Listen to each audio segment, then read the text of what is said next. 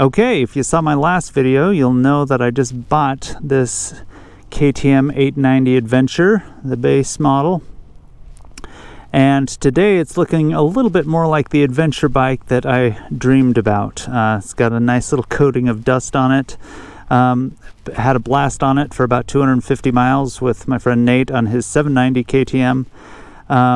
Ran great. I'll do a whole video about that probably next week. It's, just footage I'll have to compile, but I did want to talk about a couple of the things that I did to it. Literally two things.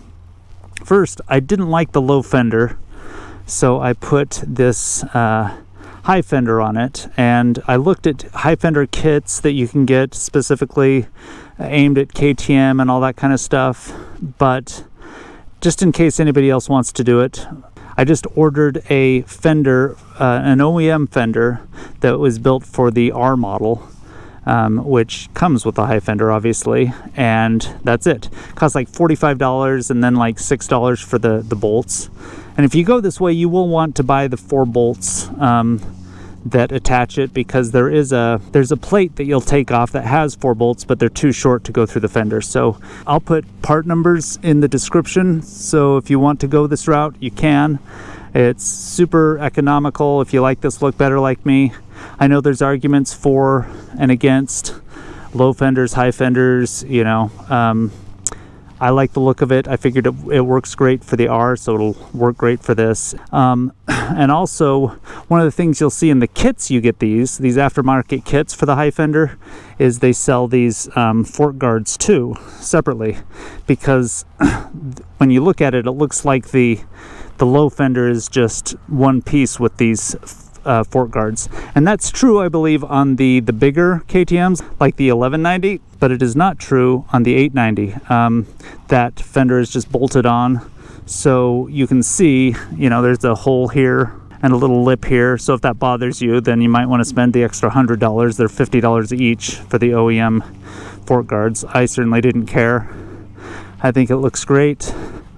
Really like the look of it with the high fender. Just looks more like the adventure bike in my mind that I wanted for my big adventure bike, which, I know this is a mid-size adventure bike, but to me it's a big one.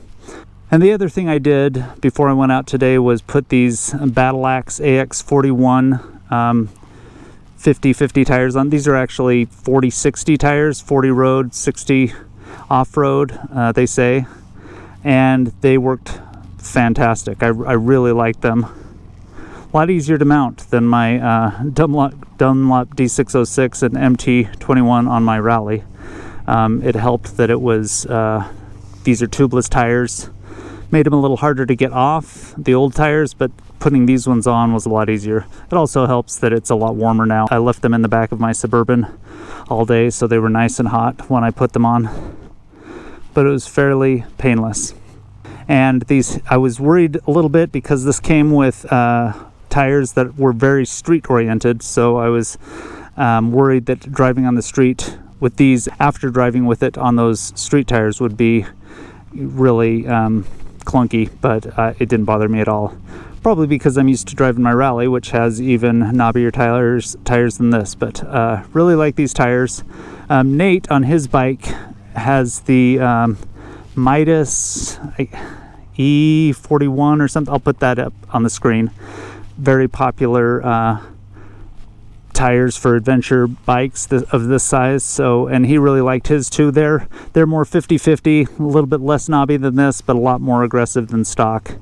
And he really liked his too. So I think you probably can't go wrong with either of those models for adventure type riding, which consists of a lot of pavement and a lot of dirt, at least 50/50.